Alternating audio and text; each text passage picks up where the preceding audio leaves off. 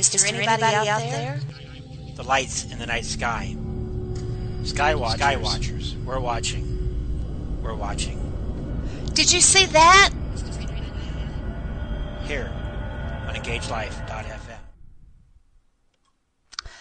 Hello, everybody, and welcome to Sky Watchers. This is your host, Deborah Jane East. I am in rainy North Carolina today, and I'm happy to have a special guest from across the seas, Mr. Jon Hanson. And he has written, along with his partner, Don Holloway, a series of encyclopedias which focus on a lot of the British UFO phenomenon. And what started out... Well, he's just got several books now in the series, and it's filled with wonderful, wonderful stories, a lot of them that have never been disclosed before. And I would like to read a little bit of a review before I get Jon on. This was written by Timothy Good. This book is a labor of love, and it shows. For the first time, someone has had the courage to document all the major UFO sightings in the UK from 1940 onwards. As you can imagine, the sheer amount of information collated wouldn't fit into one huge volume. So this is the first in a series. Jon Hanson and Don Holloway have done an incredible job in sifting through the myriad of reports, documents, and interviews for the period of 1940 to 1959, which this volume covers. Added to this are the stunning illustrations of David Sankey, which really made this wonderful piece of work.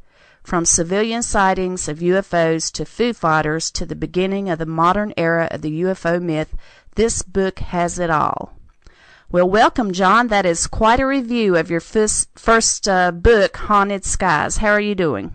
Right, thank you very much. That was very kind of you. And looking back now, of course, the first volume, that was started in 2010, and that involved a number, something like 400 or 500 miles a month back and forth to see my ex-publisher in order for us to get all this set down properly.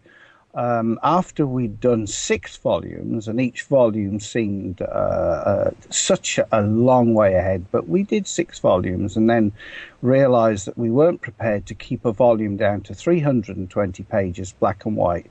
We wanted to improve the book with color, and we also wanted to certainly make it 600 or 700 pages, mainly because we need to get this information out there. So currently we're working on volume 10, and I've decided, probably rather foolishly, to cover quite a lot of cases in the States and Australia. So I don't know what size this particular book will be, but it will be all prior to 1988, because that's what we're working on at the moment. So anything prior to 1988. But absolutely fascinating. I feel very passionate about this. A lot of people think that I'm rich and famous because of all these books, but Dawn and I are not rich and famous. we're actually very, very much in debt, but we do have the satisfaction of knowing that we've documented this, and very meticulously too, very, very detailed, and something that I might expect from someone with your background as a police officer. Do you want to tell our audience a little bit about your where you come from and your history of your work, what you did and everything before you got interested in UFOs? Yes, well, I did serve nearly 30 years with the West Midlands Police, half in uniform and half in CID as a detective. So I was obviously involved in a lot of murder cases and serious incidents. And I certainly was completely... Well, it wasn't a matter of being completely skeptical about UFOs, because, of course, UFOs don't exist, do they? And that was how I was at the time. And the frightening part about it is that in 1967, because, of course, these waves take place roughly about every 10 years, and in 1967 there was an awful lot of objects labelled the Flying Cross, which was seen in Devon. And I knew nothing about this. I knew nothing. And it was only when I As I say, when I retired, and my son, who's now a detective chief inspector in the same force, but my son was directed to a report of a saucer-shaped object hovering over a tree, and he was with the policewoman at the time, and that sparked my interest, in wanting to find out whether there was anything, these things were tangible, or was it a misidentification, or the other myriad of explanations that authority in general have told us over the years, and all these years on, and I'm still immersed in it, and so that's where I am at the moment. Well, tell me, what do you think is the opinion of other police officers? I mean, I'm sure you still know a lot of your former friends and everything. How did they view UFOs, and what do you think that they thought about, you going into that line of work, the investigation part? Well, I think that they actually, like most people out there, view people, when I say the term us, I mean you and me and many others, as being slightly having some sort of mental issues, for want of a better word. Yeah, because, the frustrating thing about all of this is that people can poke fun at you, they can ridicule you, they can criticize you, but one thing they can't do, they cannot remove the evidence, and the evidence is so painstakingly clear. And of course, it's only when you bother to conduct your own research that you're quite horrified to realise just how prolific activity has been. But over the years, I've obviously spoken to a lot of police officers that have had sightings, and most of them were told at the time to shut up or not discuss it, or even told that what they saw was Venus. And so, I mean, little has changed, really, but... Do you think Paul Hillier coming out, he was the former Minister of Defense, and he was at the citizens' hearing for disclosure, he came out and said that aliens are real, UFOs are real. Do you think that changed the climate in your country about UFOs? With Paul? Well, yes. Yes and no, because in actual, I've got a letter from Paul here in front of me. I sent him one of the books, and he sent me a nice letter back. I'm not prepared. I'm not sure if I want to make that little bit of another leap, into believing that the extraterrestrials are here and that they're in charge of the planet. And I've felt for a long time, first of all, that of course, whatever these things are, they certainly would appear to be indigenous to the planet. One of the biggest mistakes we made in perhaps the media made in 1947 was calling them flying saucers, after the Kenneth Arnold sighting in June 47, when in fact all Ken Arnold did is described them as they like skipping across a pond or a lake, which is one of their characteristics of behaviour. But because they're called flying saucers, of course that's led to so much disbelief over them. But these things have been seen long before then. But of course, what label could you put on them in, say, the 18th or 19th century? And for a start, communications obviously were pretty poor then, and if somebody reported seeing something very odd, they'd probably in the medieval ages they would have burnt them at the stake. So that's the good thing. They're not burning us at the stake anymore, Deborah. Anyway, are they yet? Not yet. Let's not give them any ideas. Yeah, well, you have a very famous case over there, and it's back in the spotlight again because Burroughs and Peniston are coming out with a new book on the Rendlesham Forest. Do you have any observations about that, or do you think things are still going on over there in the forest now? Well, when we covered the 1980 period, first of all, we'd spent a lot of time in the forest. We'd met Brenda Butler many years ago. She wrote Sky Crash with Dot Street and Jenny Randalls, and that was her investigation. And in fact, the The first person to know about it was actually Brenda's ex-partner, which was Chris Pennington, and he was told by the security guard Steve Roberts, whose identity I'm aware of. This was a pseudonym used for Sky Crash. He described seeing the craft land and aliens come down and meet members of the United States Air Force in the forest. But there's an awful lot of myths behind it. There is actually an awful lot of disinformation and an awful lot of rubbish published about it. So we painstakingly covered that particular case, and it was thanks to Charles Holt, Colonel Charles Holt, who I was in regular touch with, and a number of questions were put to him. And he replied very sensibly and gave me his views and told me if it was okay to publish. And we are quite pleased with our, if you like, our review on Rendlesham, thanks to Colonel Holt and also Dot Street and Brenda Butler, who was very, very helpful. Brenda has a photographic memory, and it's as crystal clear now as it was 34 years ago, whatever it was, 34 years ago, as to what happened. So, I mean...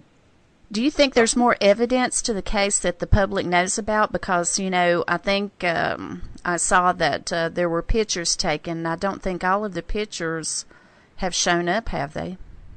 What pictures? I mean, there are allegations that photographs were taken. And I mean, it depends on whose story you look at.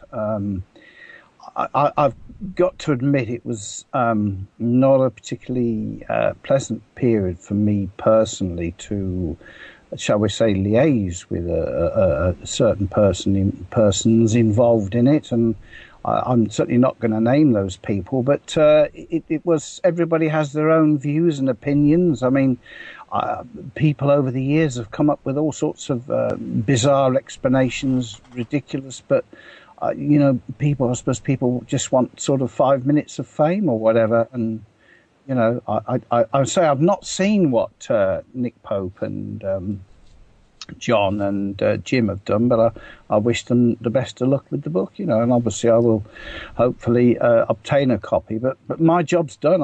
As I say, we've been pretty thorough with the Rendlesham stuff, and we've ironed out a lot of things, a lot of hoax photographs and hoax pictures, and that probably took us something like about too many years to sort out. So I am actually glad that I've passed it and got on with other stuff. Well, I was reading the other day and was made aware that Jesse Marcel Jr. had passed away, which was one of the people. His father is the one who found pieces of the craft and everything, and they were saying that since his death that they think that a lot of the Roswell interest will die out, and that the focus is going to be on Rendlesham because they have the best documentation and everything. So interesting that their book is coming out. But we're going to take a short commercial break, and we'll be right back with our guest Jon Hanson. Thank you for being a part of the Engaged Life family. Welcome home. Something strange was happening in Lilydale, New York. Marina Jacobs went there to search for the one true man that she loved. Too bad he wasn't human. This is author Deborah Jane East. My paranormal romance book, Radiance: Love After Death, is available on Amazon worldwide and modernlovebooks.com. True love is not just for the living.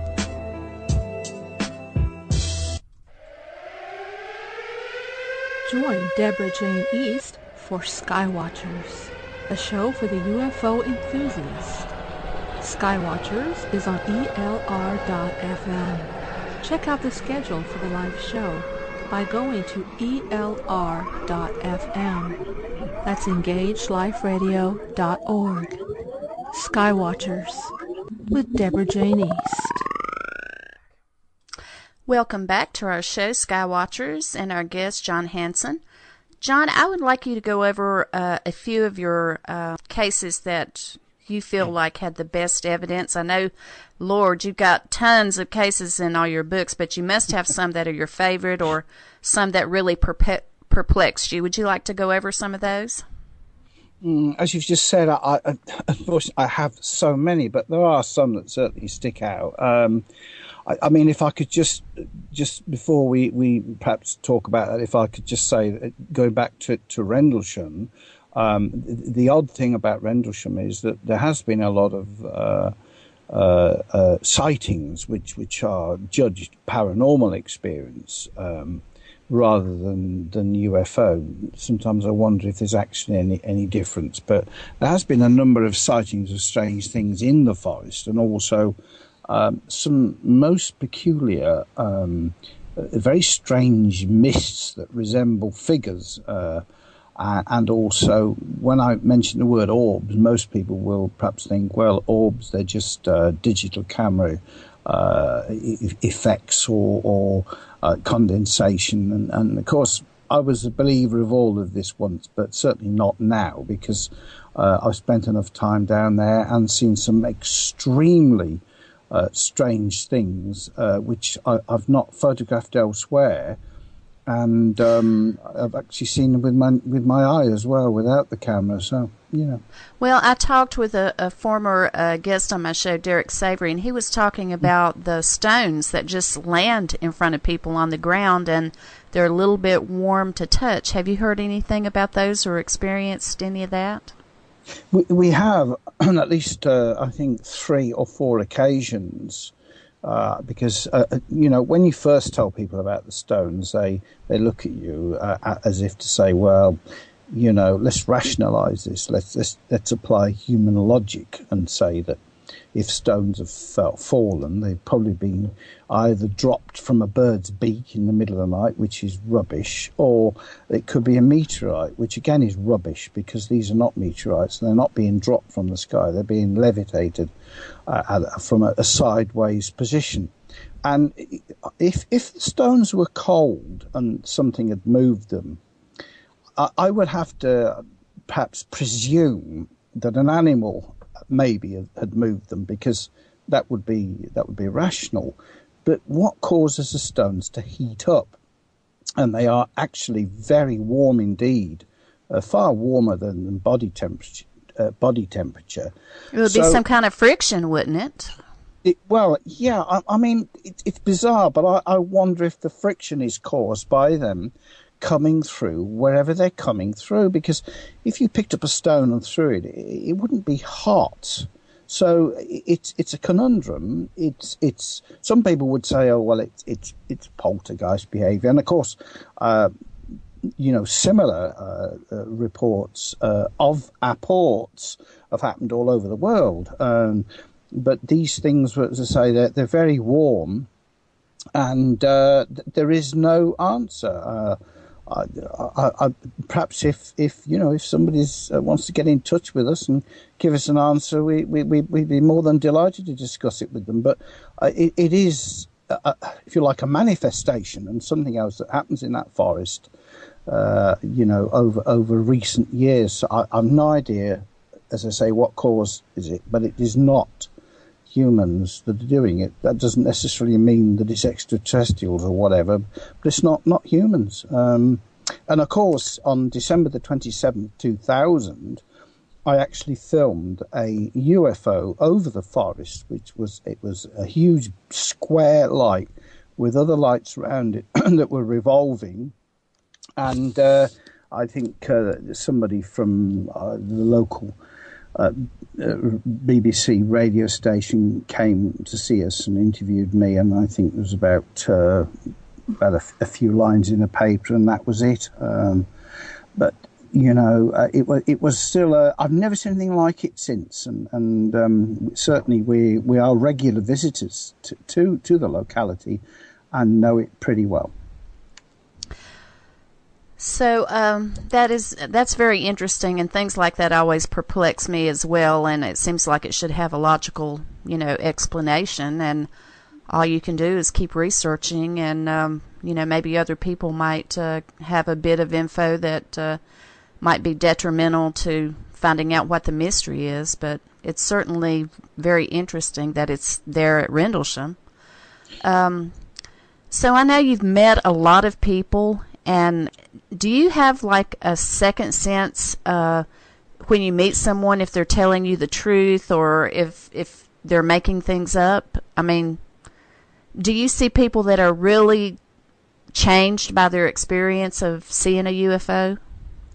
Over the years, I've met an awful lot of people that the interesting thing is that sometimes, very rarely, in my opinion, that UFO can be explained as a misidentification, but that doesn't stop that person then from, if you like, expanding the parameters of their understandings and changing completely. I've met thousands of people that have so many cases. I always remember a lady from I can't think of where it is now, somewhere down the eastern part of the country.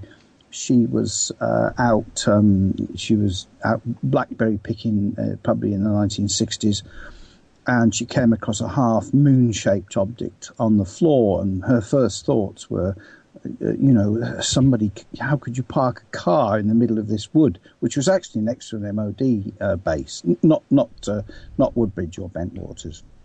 And she thought, what on earth is that? And she went back to get her husband, who was in a wheelchair, and she brought him back, and the thing had gone. And she wrote her a lovely letter saying that she hoped in her lifetime that she would know what these things were, because it was a privilege to see them. Well, sadly, of course, the lady has passed away like so many others. And, as we've said before, Deborah, I think we both feel that we do have a right as human beings.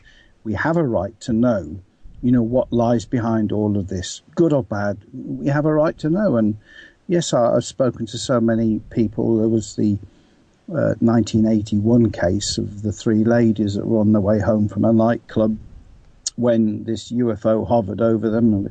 Many, many cases involving motorists and interaction with UFOs and peculiar things that happen afterwards. But we wrote that one there was a similar one, I think, from the Kentucky area of three ladies who the same sort of thing happened to them.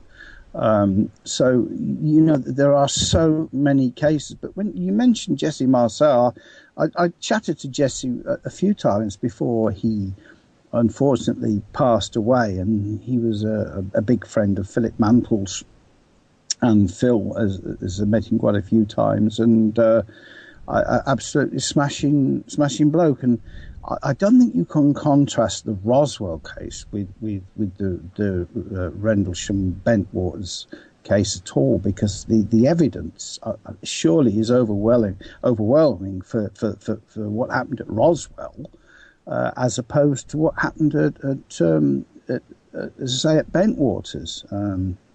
But both cases are certainly seized the imagination of the media and the public, and despite people passing on, that will always be the same.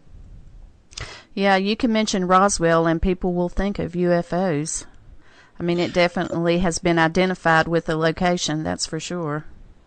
It has, yeah. I mean, we did in Volume 10, which is what we're working on. We've looked at certainly UFOs around the 47, 48, 49 time, and the amount of UFOs or strange green objects that were seen over the nuclear power stations, and to the around the Mexico area.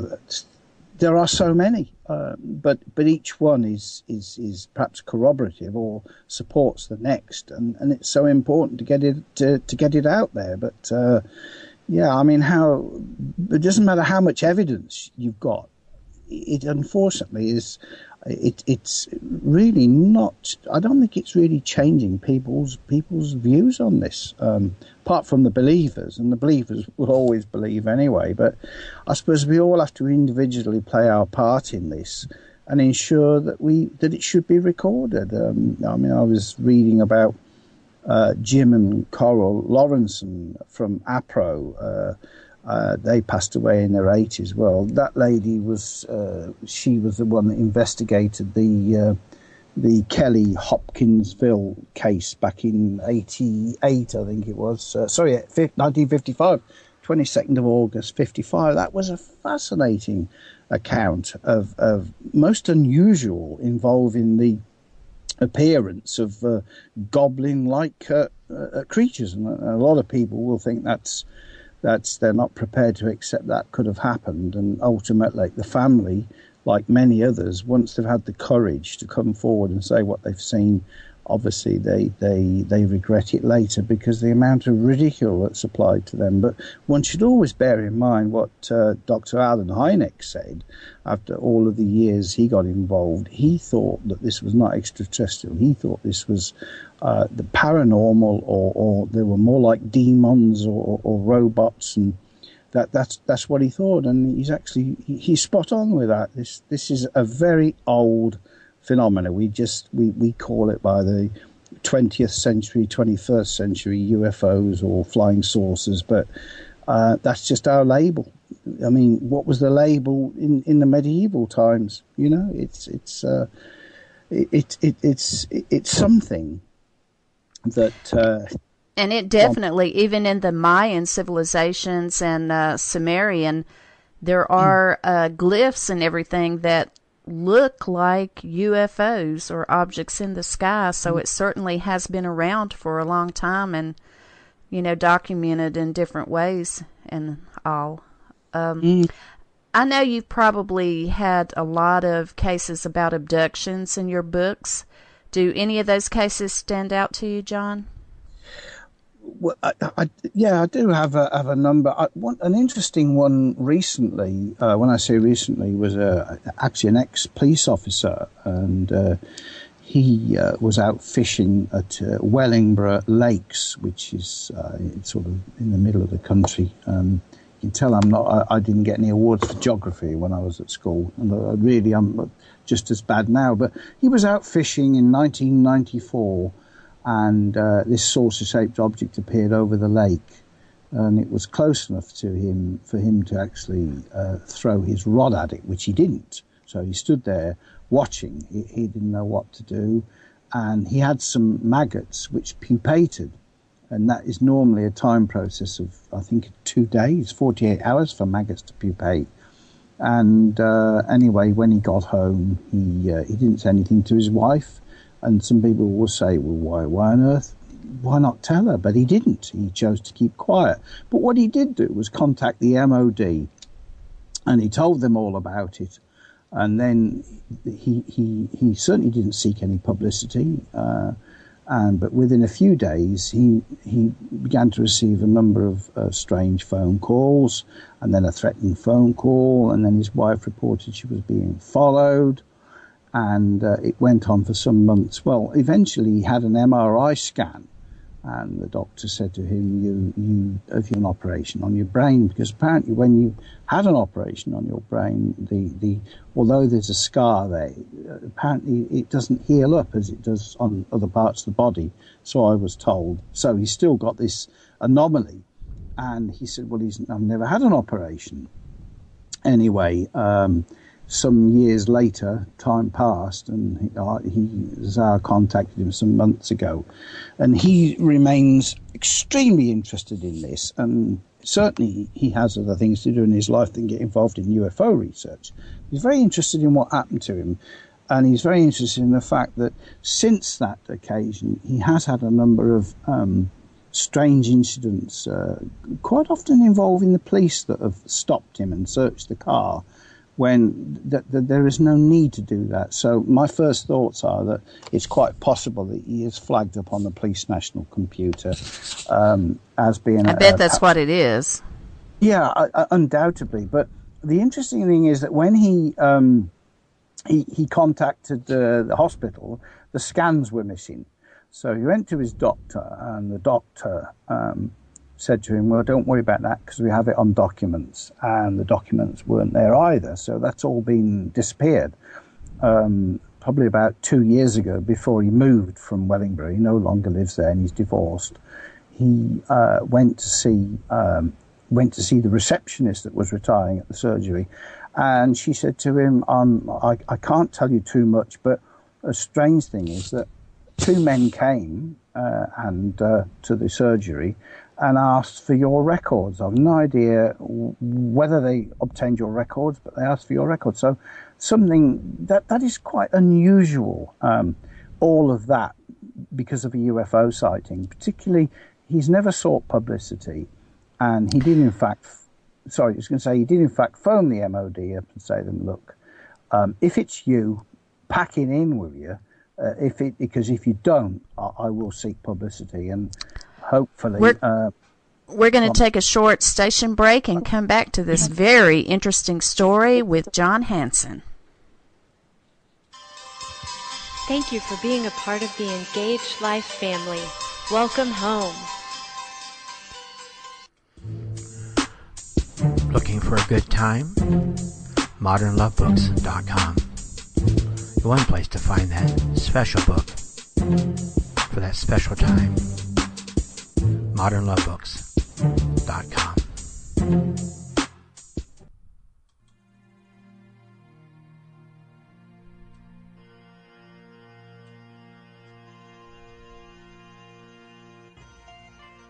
An Irish blessing from Engage Life Radio. May love and laughter light your days and warm your heart and home.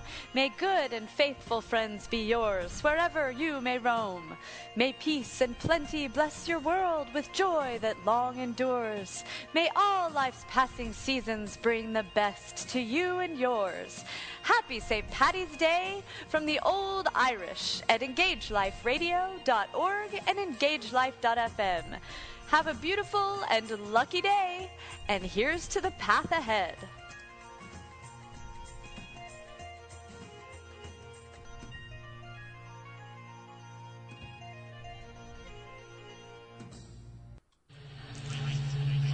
Is there anybody out there? The lights, sky. Skywatchers. We're watching. We're watching. Did you see that? Here on EngageLife.fm.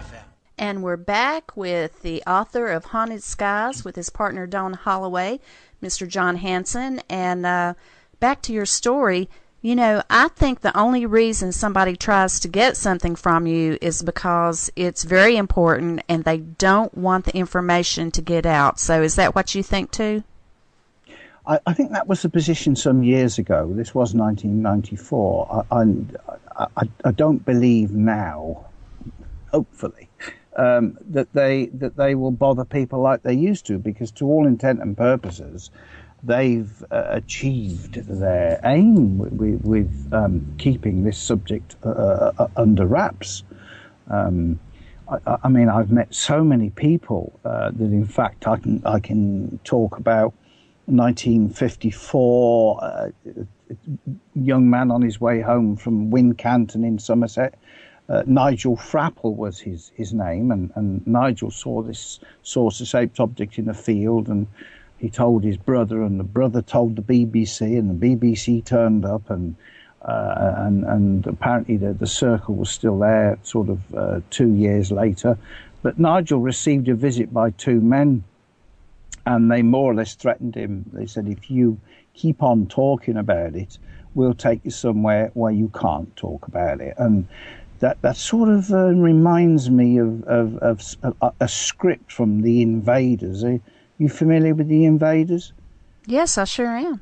Yeah, I find that is because it's showing over here, and of course that was produced in 1966 with Roy Thinnes, who played David Vincent, and you know, that has a touch of reality about it. I'm not saying that they're going round killing people, but certainly threatening people and threats to UFO witnesses were quite a common character of UFO sightings from some years ago. In fact, there was a lady called Molly Tilley. And Molly's probably passed away now, but some years ago she spoke to us about an incident involving her mother, who was living out at Hereford, and apparently sometime in the morning, the farm. This was in 1947, and they heard the sound of the dogs barking, and they thought intruders were going to attack the house. So her partner, her husband, loaded a shotgun, and they went outside to have a look. And this particular farm made they produced apples for cider then, and according to her mother's account, they saw a dome-shaped craft actually descend onto the ground, and then they saw 3 silver-suited beings come out, and apparently they picked up some apples and a piece of turf, re-entered the ship as they referred to it, and shot away. Well, the next morning, Frank telephoned the police, and the Air Ministry came out, and they checked the area, which recorded high levels of radiation, and in fact Frank was threatened with dire consequences if he told anybody what happened. So it's stories like that. I appreciate that. I unfortunately am not in a position to interview the 2 persons concerned, but why on earth would a lady in a as I say, in the 70s make up this story? And in fact, we were able to ascertain, and I've got photographs of the couple concerned with the family dog outside the wicker gate where this happened back in 1947, and we know that they lived there. So that, as I say, that's one of probably thousands I have, but nevertheless an interesting case. I've noticed that radiation seems to come up a whole lot, whenever there's been a landing of a UFO craft, or I know in Rendlesham they said there were radiation readings, I believe, and several other well-known cases. So that definitely is a piece of evidence that would be hard for anybody to fake. So I agree. Yeah. It's just frustrating that, that whenever these sightings and the evidence is collected, that either the government is mum about it and they don't say a word, or they take the focus off of it and say it's something else. And there's just a lot of disinformation out there. There is a lot of disinformation. Yeah. We interviewed Jesse Rostenberg, October 1954, 21st.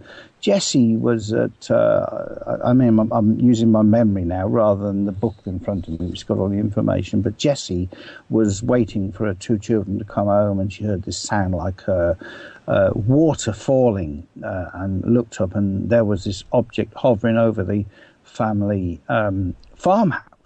And in it were 3 figures, and they looked out at her, and then this thing took off and disappeared, and managed to find a teacher from a Roman Catholic school in Stafford that saw the thing going over, making this noise like a tractor, but Jessie called the police, and she was interviewed by them, and they thought she was very genuine. They couldn't explain what she'd seen, but she had a problem with her blood, and when she went to see the doctor thought she'd been exposed to something radioactive. Well, eventually her health was restored, and we interviewed her, I think, 4 or 5 years ago, and but so many ladies like Jessie and others that have seen craft come down and then received a belt of this, if you like, this UFO radiation, ultraviolet radiation, and then had to suffer the consequences. And of course, when they tell people what they've seen, people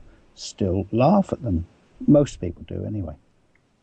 Yeah, I think it's sad. I remember the first UFO case I saw on TV was Betty and Barney Hill, and you're familiar with that, aren't you? Yeah.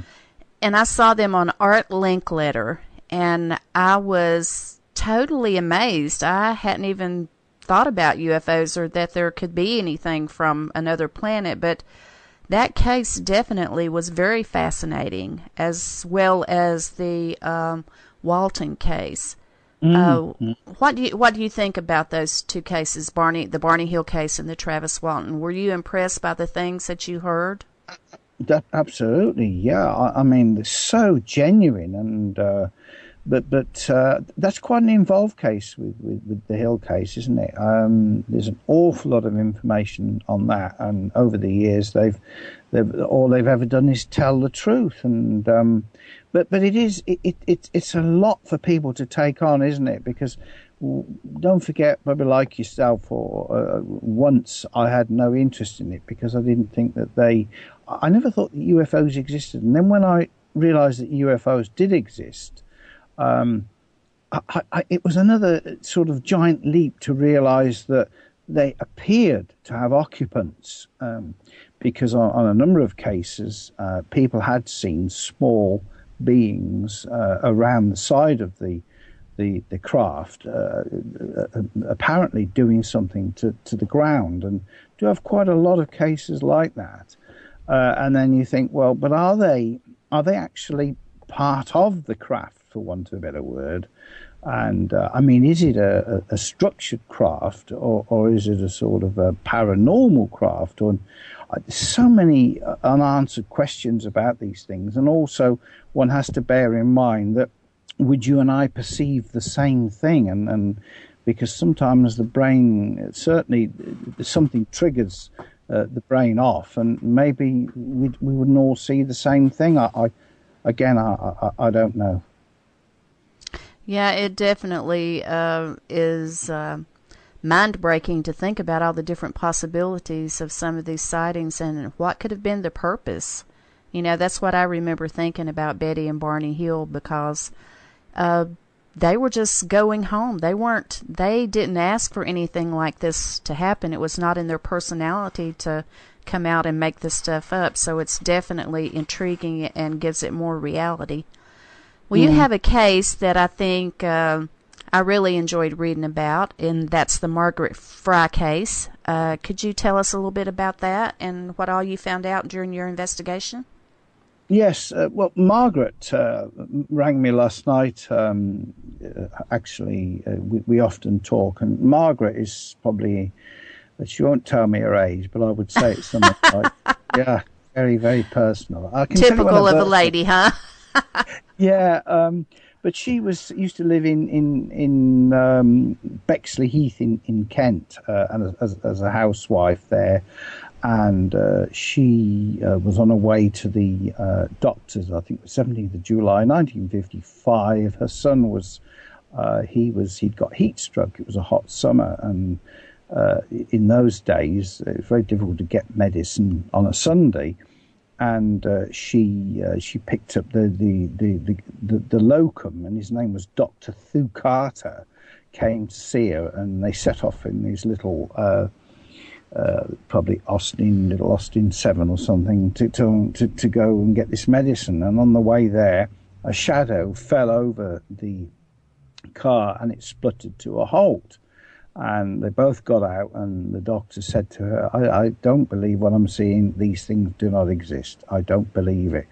And it was a classic, if you like, an Adamski, because that's what it was, a typical Adamski type saucer-shaped object with the three globes set at equilateral in an equilateral triangle underneath, and this was hovering over them, and then it flopped onto the pavement, probably about 70, 80 feet in width, with a dome. And then it slowly took off a short time later, by which time a number of children had come over to have a look at it, and they were running about saying a flying saucer's landed. Children just say it like it is, don't they? Well, they do, because but it's again, it sounds so bizarre and incredible, and I foolishly thought many years ago that, of course, an Adamski flying saucer was just a sort of maybe it was a lamp holder or something, but that's rubbish, because the amount of people have described seeing three separate objects. And think about it, the triangular UFOs from the 80s, three separate lights set at equilateral distance from each other. The three predominates the whole of the work that I've done. I accept on occasion somebody might see 4 objects or 10 objects, but three. You can plot these objects right back to the turn of the century, 100 years ago. Anyway, she after discussing it with her, we took Margaret down there, and this was about 4 years ago, and she went round delivering leaflets through people's doors, asking if they knew who the children, if any of these children had witnessed it. I mean, this was like 50 odd years ago. The chances of that was remote, but she went and did it, and I thought, well, what a courageous woman. But very. So yeah, but other people had seen it, because a woman in the road a couple of days before. And I interviewed her before she passed away, but her mother had seen it, and so had she, and it was over the school playground. There was a number of these objects over the playground. And then we found a police officer who knew something about it, and also a postman had seen it. So, when you put all this together, there's an awful lot of information. But I would like to just mention, if I may, something I was going to tell you, and this was to do with, did you ever meet Wendell Stevens, Deborah? I don't think I have. No, not familiar with that name. Yeah, Colonel Wendell Stevens. He was very much into the Billy Meyer stuff and the Pleiades, but quite an amazing bloke, Colonel Wendell Stevens, and he had a visit. He was actually serving a term of imprisonment at the time for nothing that is anything to do with UFOs or nothing of anybody's business as such. But he was actually waiting for. It was in Tucson, Arizona, and he was waiting for a friend of his that was an FBI agent called Jim McCoy to come and see him. And while he was waiting for Jim, this guy turned up and said, "Father David Daniels." And he engaged him in conversation, and went and said, "Well, I don't know anybody called Father David Daniels." And eventually, the bloke went off with a flea in his ear, as we say. And some investigation revealed that he was, in all probability, he was a hoax. Or he was a bogus person. He had an American passport, but it's believed that was false. But there's a heck of a long story involving Father David Daniels, or David Daniels, or whatever his name was, because after staying with Wendell's and causing quite a lot of mayhem with him, he actually came over to England and stayed for a short time with Brenda Butler. And Brenda Butler swears to this day that he changed into a reptilian. And actually changed into a alien. Yeah. Now, a reptilian is that sort of a lizard alien, or do they have scales? Well, yeah. Well, scales. That's how she described him. And he then changed back, and certainly my first impression was well, really, I can't possibly believe this, can I? But but it's, Deborah, it isn't my job to believe or disbelieve. As long as somebody is genuine and they believe, if it forms part of our social history, it's worth recording. And the fascinating thing about David Daniels is that he was introduced to Ralph Noyes, who was head of the MOD at that time. And Ralph himself was told by David Daniels to go to a certain place in London and he would see some UFOs, which is what happened. Then Brenda took him to see the Lord Hill Norton, Admiral of the Fleet, at the MOD in London. Now, how the heck could you actually even do that now? But she took him to meet Lord Hill Norton, and Lord Hill Norton certainly wasn't interested so much about Brenda's book Sky Crash. He was interested in David Daniels. So that all this is recorded, and it's we put this in volume 9, and there's an awful lot of information about this. But it's fascinating. And anyway, apparently then Brenda, there weren't many people that got on with David Daniels, but Brenda did. And then he actually left Suffolk, and the last thing she had was a phone call from him saying that he was on his way to join his ship. Of course, was that a spaceship or was that a ship? I don't know. But do you think he's still alive? Well, he was alive up to about 6 years ago, because I have a report from a lady in Hawaii who met a gentleman who we think is David Daniels, and this lady and her colleagues had, shall we say, an unpleasant experience with him. But he, say, when he phoned Brenda, he said he was wanted for a murder.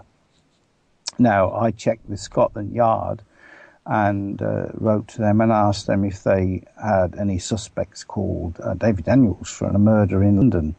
And they contacted me and explained that under the Data Protection Act, they couldn't tell me that, which seems absolutely ridiculous. Because if you mean they couldn't say anything because they had some kind of law, or they were protecting him, or... No, it's under the Data Protection Act. You can't.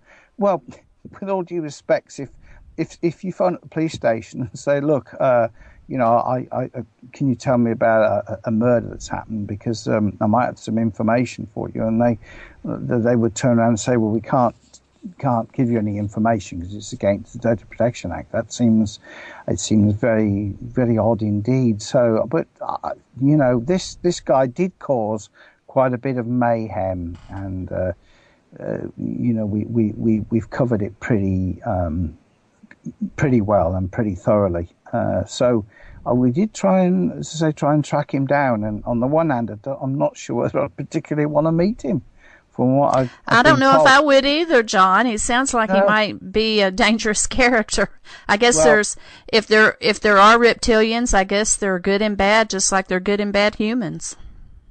Yeah, that's right. Well, he did have some colleagues. I believe he was part of a cult, and that he could manipulate people. I mean, something else. How could he have got into the prison? Because he certainly he was not known in the prison. But there's a lot of things to do with this guy Daniels, and as you say, he also went to South Africa. I'm pretty sure he met with Cynthia Hines, and he also he was very much into the Pleiades, and one of the reasons why he fell foul of various people, shall I say, was that because he was a nuisance and criminal damage by setting fires to books on the Pleiades. So the whole thing's so bizarre, it's so weird. And yet it actually happened. Now, whether or not he is from the Pleiades, I do not have a clue. And I don't even know if he's reptilian. Rather suspect he is a human being that picks on other people. So I don't know. Well, that's definitely an interesting case. And I'm sure your book is full of many interesting cases. And can you tell us how we can get your books, John? Well, you can pick them up off Amazon.com or other web sellers' websites, so you can get them there, or they can email. The only thing is, if they email me, of course, they're big books and they cost a lot in postage, but to the States. But yeah, I mean, they're on Amazon, Haunted Skies. And might I say, they're beautiful. They have illustrations, newspaper clippings, drawings, and you are not bored. When I was looking through the book, I thought, wow, this is a lot of stuff to entertain you for people that love detailed stuff like me. So I think people really enjoy the books. That's kind of. I mean, it has been it's been a passion with us, and all we want. It's cost us an awful lot of money, but the books are people have only got to read the books, and they are marvelous books.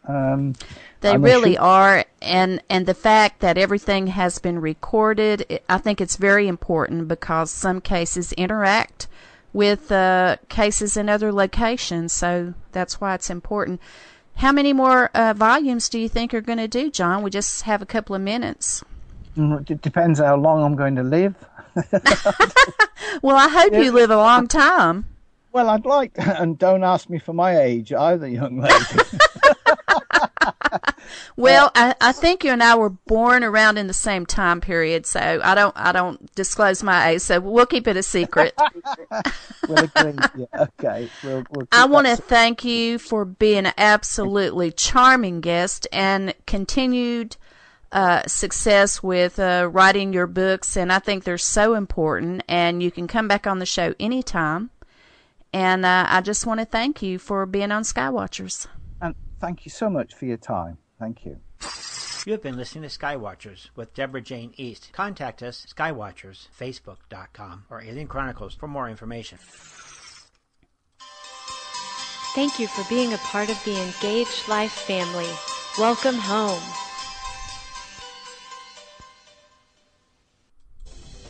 Are you looking for entertainment for your next event? Then call us. We've got the perfect girl for you. Rachel Love and her Comedy Corner.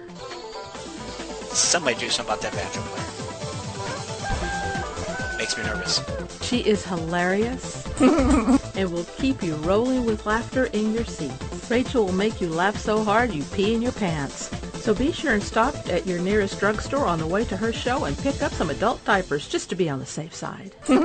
Rachel can entertain a crowd like no other person can. I'm not sure if I can say that with a straight face. So if you would like to book one of the best comedians for your next event, just call 918-712-8882. That's Engaged Life Radio. Thinking about maybe I'm a little on the perverted side. I was shopping the other day, and I love shopping.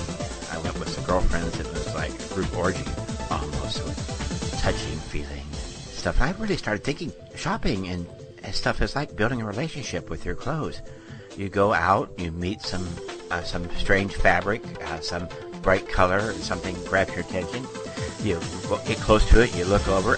I'll be honest. First thing I do, I go for the clearance rack. I guess I should be more ashamed that I'm not going for the top notch first thing. But cheap date, yes, cheap date. My family tree has nuts on it. I have no common sense when it comes to keep my mouth shut, so I should probably let that go. You can also hear her on Rachel's Comedy Corner on Engaged Life Radio. For goodness sakes, forgive me. That's at elr.fm, elr.fm. And remember, the money does go to charity.